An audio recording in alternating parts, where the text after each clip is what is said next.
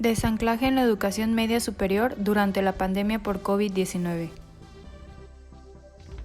A principios del 2020, la OMS anunció COVID-19 como el nombre de una nueva enfermedad que fue notificada por primera vez en Wuhan, China, en diciembre del 2019. Su propagación por el mundo fue inesperada para todos. A finales de febrero del 2020, este virus ya se encontraba dentro de México, lo que provocó un determinante y brusco cambio en la sociedad, migrando todo tipo de relación social hacia las plataformas digitales con el fin de mantenernos aislados. El contacto físico común entre las personas pasó a la historia. Gran parte de nuestra nueva normalidad ahora se lleva a cabo a través de la virtualidad. Estos cambios los hemos visto reflejados ampliamente en el sector educativo.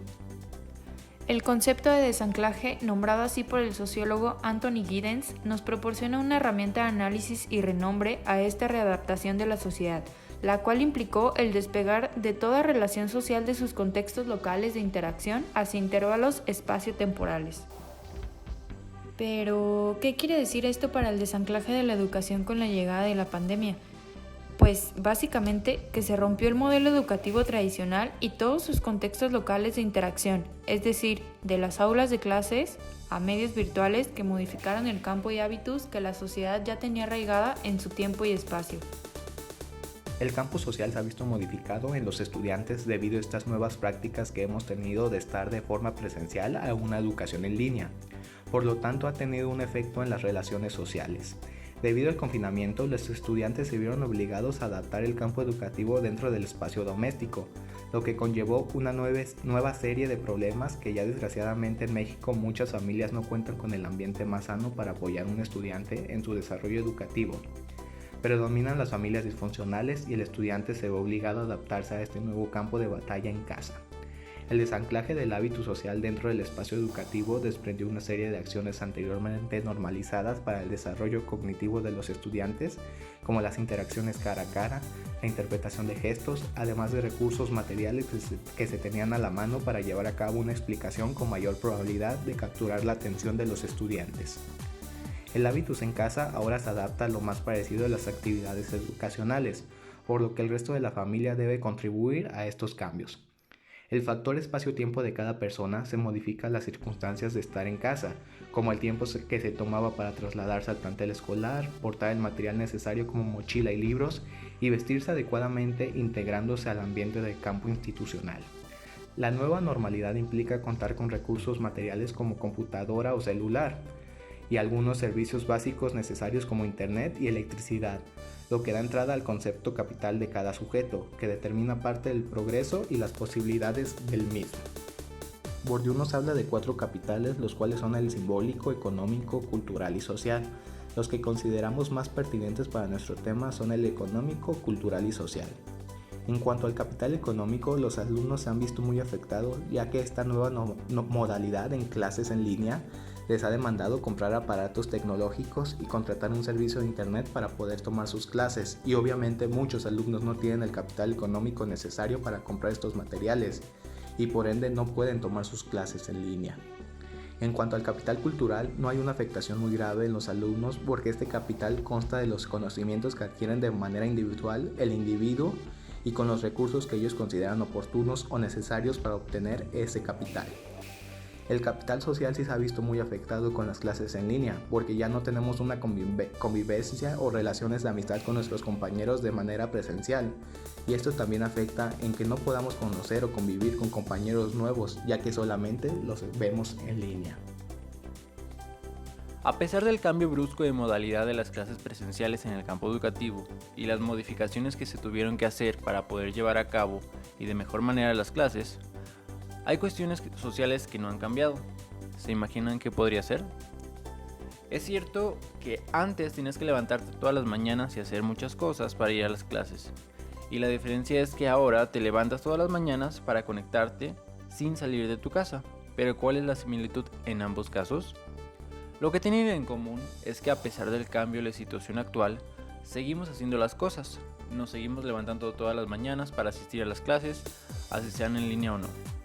Seguimos haciendo nuestra tarea, seguimos trabajando, estudiando, enseñando, aprendiendo, aunque estemos viviendo en una pandemia. El mundo no se ha detenido.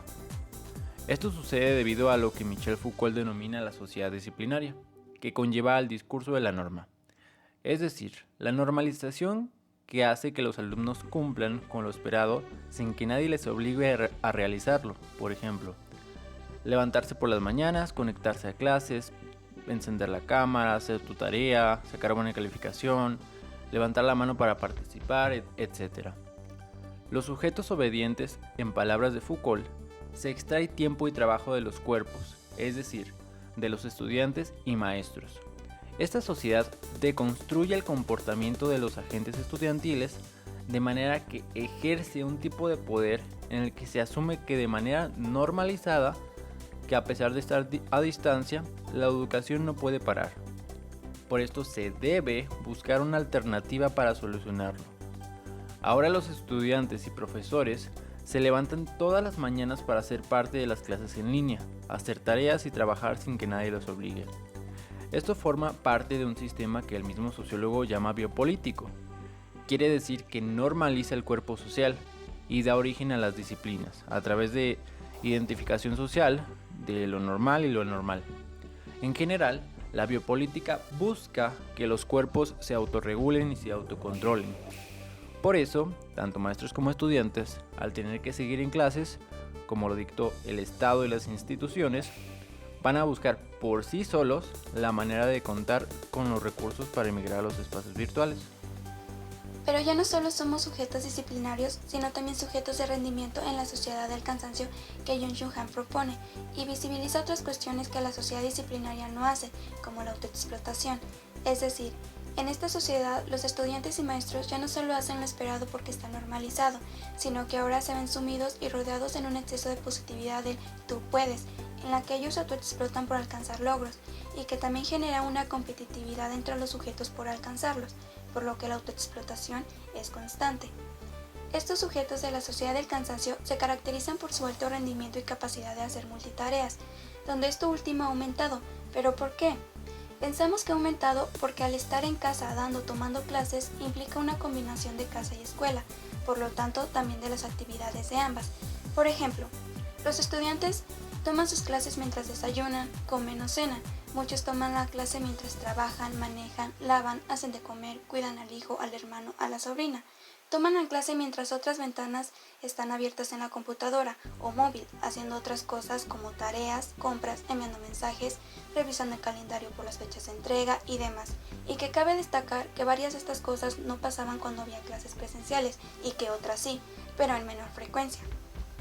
Por lo mismo de que la casa y la escuela se volvieron un mismo espacio en cuanto a lo físico, para muchos es muy difícil concentrarse por el ambiente y sumando las tareas, las clases, el trabajo, etc., la presión aumenta, pero aún así se siguen pensando en el yo puedo, que lleva a estudiar y esforzarse porque el exceso de positividad te convence de que puedes lograrlo.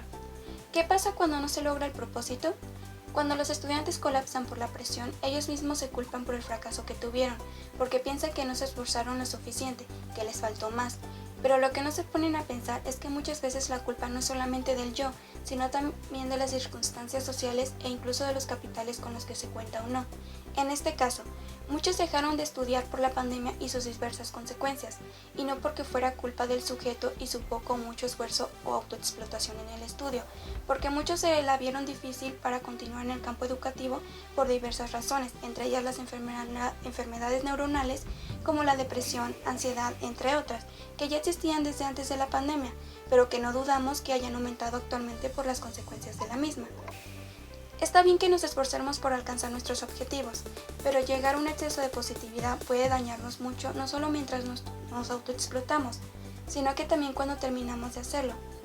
Byung-Chul Han, en su texto de la sociedad del cansancio, nos invita al aburrimiento para contemplar, y hoy en día que se está viviendo una pandemia y muchas situaciones más en el mundo, consideramos pertinente aceptar la invitación del autor y detenernos un momento incluso para preguntarnos y reflexionar. ¿Es de verdad necesario autoexplotarse hasta el colapso? ¿Vale la pena autoexplotarse y sufrir enfermedades neuronales con el tiempo por un logro? ¿Cómo podemos lograr un equilibrio entre la autoexplotación y el aburrimiento?